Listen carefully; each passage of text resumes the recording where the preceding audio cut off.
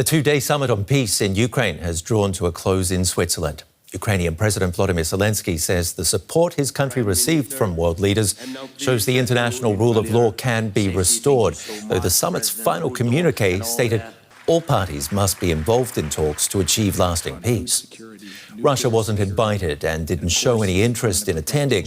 The document reaffirms a commitment to Ukraine's territorial integrity and calls for control of the Zaporizhzhia nuclear power plant to be returned to Kyiv.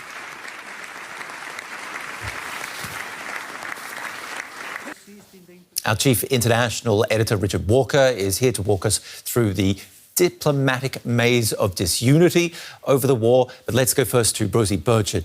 She is at the Peace Summit for us. Rosie, could you tell me if a sense of unity has emerged from the conference? Well, there's a couple of ways of looking at this, really. I've just emerged from some press remarks made by a series of leaders here, and they all trying to strike really an optimistic tone. We've heard from President Zelensky saying the fact that more than 90 countries were gathered here is a show of support for Ukraine, a show of solidarity for Ukraine, and it is the highest level gathering of this type. It's a first of its kind summit. But that, Ben, is not the whole story, because as just before this press conference began, we were sitting in the press room here and suddenly flashed up on screens all around the room a list of countries which had signed up to the final joint communiqué of this summit, and there were some names missing, some notable big hitters that attended the summit either by sending an envoy or a minister, but who refused to sign up to a joint communiqué, and they include India, Indonesia, South Africa, the diplomatic heavyweights, many would say, of the so-called Global South. So there, a fractured disunity emerging, if you look at it from that perspective. Still, though, Kyiv claiming this as a success. OK, Richard, tell us more then about India, Indonesia and South Africa, what they think about Russia and Ukraine. Yeah, so, I mean, I would definitely underline the way Rosie was just putting it there. And I think in the case of some of these countries, it's not so surprising, but there are one or two countries where maybe it is a bit disappointing from the point of view of Ukraine.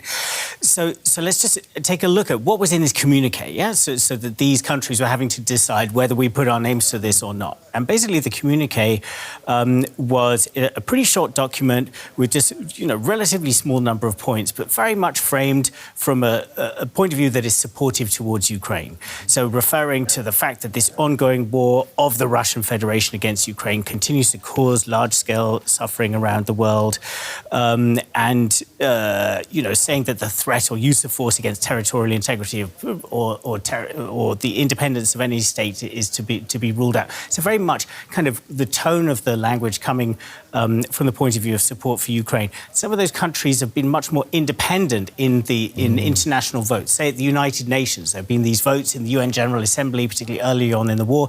India has always, for example, abstained in those votes. So it's maybe to be expected that when a document like this comes up, which is very much kind of framed from a pro-Ukraine point of view, you might expect India to sit on the fence, as it has done throughout this. But Indonesia, for instance, voted for Ukraine at the United Nations. In fact, I saw Volodymyr Zelensky just recently in Singapore at a summit where he came partly to try to persuade the Indonesian incoming president to take part in this process. He didn't take part. He sent a low-level envoy to it. And then Indonesia sitting out on this document. So I think some of those countries that did not sign up for that really will be quite disappointing for Ukraine. So what's got to change? Does the wording need to be made more vague? I mean, is that going to get us any closer to peace? Well, the thing is, I mean, it depends how you look at what this conference really was all about. And of course, the big criticism that some countries internationally have had is how can you have a peace conference when one side of this war is not even present, when Russia is not present? Now, of course, Russia showed no interest in playing a role at this, and therefore didn't get an invitation. But China also sat this out, of course, Russia's biggest friend. So the question is, what was the purpose of this? I think from Ukraine's point of view, it was about rallying support, trying to show to the other side, look, we've got 90-plus countries coming along to this conference, many of them with very high-level delegations. That's the kind of diplomatic support we have out in the world. It may not be uniform. There may be some countries that are still a bit on the fence. But this is a kind of effort that Russia cannot put on and then take that as the starting point to go into some process with Russia. And the communiqué does make that clear that at the next step, if we look forward, where does it go from here? that they have to start finding a way to come to some sort of process with Russia. But of course, we've heard from Russia in the last couple of days, we've heard Vladimir Putin staking out his position. He's sounding like he has no interest in making any concessions. So there's certainly a very, very long way towards before we could get to any meaningful talks. Rosie, can you just give me the outlook from where you are, briefly? Absolutely, yeah. I mean, the question of whether Russia should be here was so much on the lips of everyone here, and we certainly just heard the Ghanaian president saying he regretted that Russia couldn't be part of it. But certainly Russia, just ahead of these talks, released its own, what it purported to be a kind of vision for peace, but it was really dismissed by Western leaders and by Ukraine as nothing but a bid to distract from and derail this summit, because it essentially asked Ukraine to capitulate.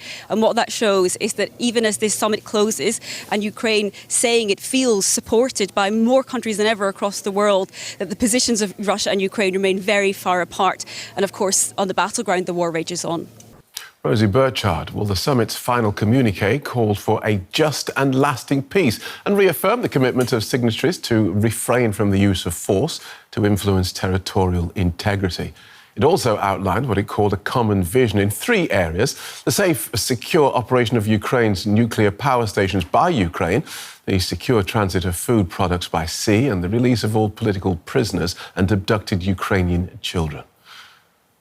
Well, let's explore this with Keith Krause, who's director of the Centre on Conflict at the Geneva Graduate Institute. Welcome to DW. Do you see anything new in this final communiqué? Was there anything in there that couldn't have been done in an email?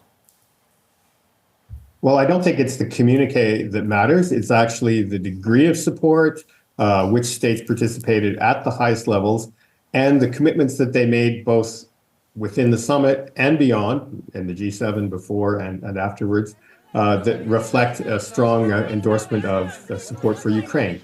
Not all states did that, and of course it's a qualified success in that regard. OK, so explain to us then why this matters, because there's nothing in the communiqué that we haven't heard at the UN or by various national leaders since this war began 2 years ago. So what did it achieve? Well, I think it's a strong signal. And of course, these kind of summits are designed actually to be signals, in particular towards Putin and towards Russia. And of course, we all know that there was a proposal from President Putin just before the conference for his terms for peace. And these were roundly rejected by a number of high-level leaders. And I think that suggests that even if states aren't willing to sign on to a peace process, it's not as if Russia has many friends and allies that are supporting its position currently. So the signaling is as important for what happens down the road as the actual substance of the summit declaration. OK, let's look at some of those signals, because, as we've heard, not everyone who was there signed up to this final declaration. Brazil, Mexico, Indonesia and South Africa among them. What do you think this tells us? That is, I think, the most concerning sign if I were President Zelensky. These are heavy hitters in the global south. Some of them are members of the BRICS. And their reluctance to sign on to a communiqué that really also reflects previous UN resolutions, reflects the state of international law and the UN Charter, that's a worrying sign for any kind of long-term stability. And so we have a geopolitical game and we have a rules-based game being played simultaneously by some of these states. And that, I think, is of some concern. So tell us, let's just dive a little deeper into that, because they turned up to this meeting, most of them. I think Brazil was there as an observer. They turned up, but didn't sign up. So does that mean they've taken a side, or does that mean they're resolutely not taking sides? You know, right in the immediate aftermath of a conference, that's very difficult to determine. But I would say that this was probably not what Switzerland, as the organizer and host, expected. The draft communiqué had been circulating and had been under discussion for several days at least. And I think the expectation was that any country that showed up had already more or less committed to it. Because we know that many countries who had been invited did not show up. So the diplomatic game that some of these states were playing is a bit unclear. And I think it's more than just abstaining, but rather signaling that they're not going to oppose or impose a settlement on Russia in particular. And some of them did express a concern, of course, that Russia was not invited and Russia was not there. There is a plan for a follow-up, and we heard the Ukrainian president talk about a host of global significance. What goals, then, will need to have been met for there to be any point in a second meeting? Well, now I think the goals that have to be met, or would be met, have to be on the battlefield. We know that the Russians have launched an offensive near Kharkiv and elsewhere. We know that there's a lot of Ukrainian counter-activity in the Ukraine, in Crimea and elsewhere. And I think that the next few months are going to demonstrate whether we are in a stalemate, whether we're in a frozen conflict, or whether Ukraine, with the accelerated support from Western European states and the US, is in a position to shift the balance on the battlefield. And of course, that's the ultimate determinant of what the terms of the peace will be. Let's take a closer look at this with Velina Tchakarova. She's a geopolitical strategist and former director at the Austrian Institute for European and Security Policy. She joins us from Vienna. Welcome to DW. So what did this two-day summit achieve? Well, obviously, from Ukraine's perspective, this has been a big diplomatic success, the first peace summit, discussing a lot of actually critical points that are entailed in Ukraine's peace plan as well. Now, on the other side of the story, we are already living in a Cold War 2.0, in a bifurcated global world, because very important international players from the so-called Global South did not sign the final communiqué of the peace conference. And these countries are actually countries that are part of BRICS and other regional formats which exclude the West. Now, let me focus on the positive side, and that is that Ukraine saw quite of a successful week, not only in terms of the peace summit, but also in terms of the G7 decision to support Ukraine with further $50 billion US dollars loan, the deal with the United States, and so on. Okay.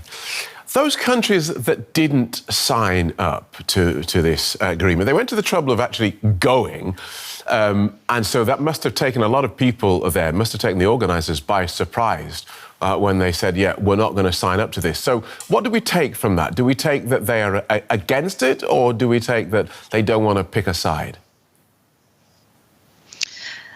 I take from that they don't want to pick a side, that they are oscillating between these two worlds, the one being, led by the West. And this is obviously an initiative that has been organized by the West, the Peace Summit.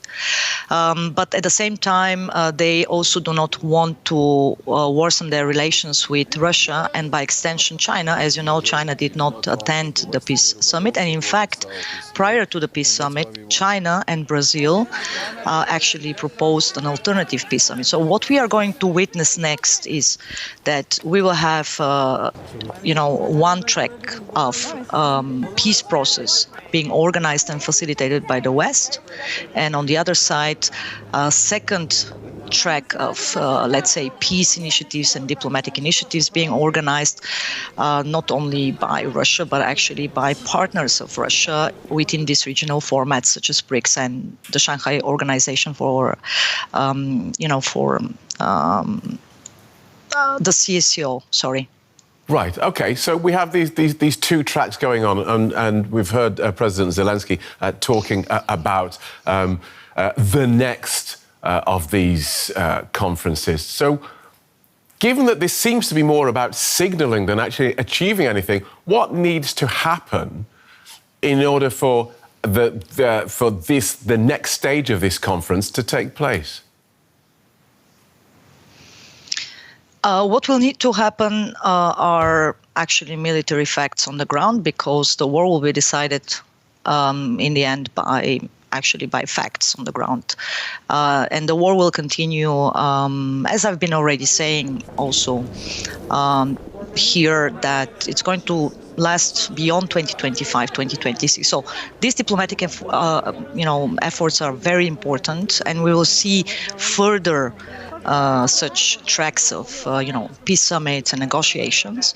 But in reality, so long as Ukraine and Russia are not sitting at the same table, we will not see any progress in terms of negotiations. Thank you so much for joining us, geopolitical strategist Velina Tchakarova. Thank you. Thank you.